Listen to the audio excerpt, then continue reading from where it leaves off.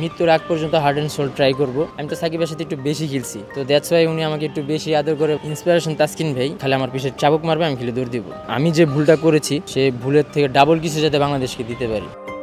ঘন্টায় 160 কিলোমিটার গতিতে বোলিং করেছেন বাংলাদেশি এক বোলার, সেটিও যুব বিশ্বকাপে। পরবর্তীতে জানা যায় স্পিড মিটারে ভুল ছিল। ক্রিকেটার কাজী অনিকের জীবনেও ভুলে ভরা গল্পই ছিল। আসলে হ্যাঁ, অনুতপ্ত তো অবশ্যই লাগবে, কারণ তখন ছোট ছিলাম, অনেক কিছুই বুঝি নেই, গাইডলাইনের ভিতরে চলতে পারিনি, তো যার কারণে এই কলাপসটা হয়েছে। তো আশা করি এখনও এজ কম আছে, বয়স কম আছে, তো চেষ্টা করব যে আরও কীভাবে, যেমন 2018 সালের কাজী অনিক ছিলাম, এর থেকে কিভাবে আরও বেটার কাজী অনিক হয়ে আসা যায়। মাত্র 20 বছর বয়সেই ভালোবেসে বিয়ে করেছিলেন। ডোপ টেস্টে পজিটিভ হওয়ার দায়ে 2 বছর শাস্তি ভোগ করেছেন।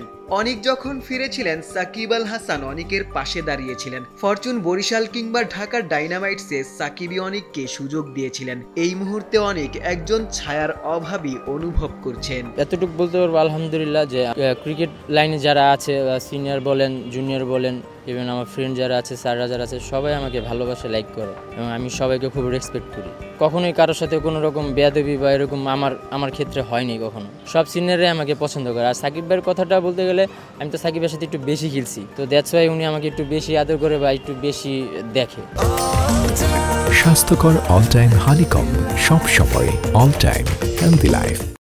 আমার খুব ইচ্ছা ছিল আমি মাসে ভাইয়ের সাথে খেলার, তারপরে তামিম ভাইয়ের সাথে খেলার। আনফর্চুনেটলি এই দুজনের সাথে খেলা আমার এখনও হয়নি, সৌভাগ্য হয়নি। বাট আলহামদুলিল্লাহ আমি রিয়াদ ভাইয়ের সাথে ড্রেসিং রুম শেয়ার করেছি, তারপরে মুশিক ভাইয়ের সাথে শেয়ার করেছি। এখন আসলে ক্রিকেটে কামব্যাক করার জন্য বা কিংবা আবারও আপনার সেই পুরনো অনেককে ফিরে পাওয়ার জন্য ইন্সপিরেশন কে হতে পারে আপনার জীবনে? ইন্সপিরেশন তাসকিন ভাই। সবচেয়ে বড় কথা, এখন আমি যে সিচুয়েশনে আছি, জাস্ট আমার পিছে একটা যেমন ঘোড়া থাকে, ঘোড়া যেমন চাবুক মারে, তো আমি ওইরকম একজন মানুষ আর কি খুঁজতেছি, যে খালি আমার পিছে চাবুক মারবে, আমি খেলে দৌড় দিব। লিস্টে ক্রিকেটে এক সিজনে 28টা উইকেট পেয়েছিলেন আপনি। ওই সময়টা মিস করেন কিনা, কিংবা এখন আসলে কেমন সুযোগ চাচ্ছেন বা আপনি আসলে কি করতে চাচ্ছেন? যখন পিক আপ সময় থাকে তখন একদম পিক আপ, আর যখন আপনার খারাপ সময় যায় তখন দেখা গেছে একদম খারাপ। তো দেখা গেছে লাস্ট প্রিমিয়ার লিগে যেমন আপনি ইকোনমি যদি দেখেন আল্লাহর রহমতে ভালো, বাট আমি ওইরকম কোনো উইকেটই পাইনি। 2018 সালে বা 19 সালে বলেন, তখন হাত ঘুরাইছে আর উইকেট। তো উইকেট হলো টোটালি একটা লাকের ব্যাপার। তো আমি চেষ্টা করি সবসময় যে টিমকে যতটুকু আমার কন্ট্রিবিউশন দিয়ে, রানগুলো কম দিয়ে, ভালো মুভমেন্টে ব্রেক থ্রো দিয়ে টিমকে জিতে নেওয়া যায়। এবং আমার ব্যাটিংটা আছে আলহামদুলিল্লাহ, ব্যাটিংটা দিয়ে কীভাবে টিমকে সাপোর্ট করা যায়। ক্রিকেট ক্যারিয়ারটা কোথায় শেষ করতে চাই?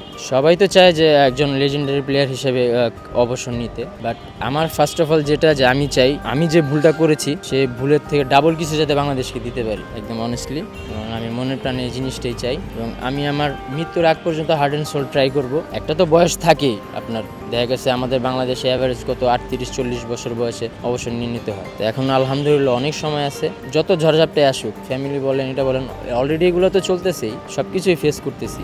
ফেস করা আল্লাহর রহমতে এই অল্প বয়সে এমন কিছু নেই যে ফেস করিনি। তো আরও যতই ঝড়ঝাপটা আসুক কোনো সমস্যা নেই, ইনশাল্লাহ আমি এটার শেষ কি দেখব। অনেক ফিরতে চান, ফেরার পথটা খুঁজে পেতে চান। যে সম্ভাবনা নিয়ে বাংলাদেশের ক্রিকেটে এসেছিলেন সেটির বাস্তবায়ন করতে চান। আশিক সারোয়ার, নিউজ 24।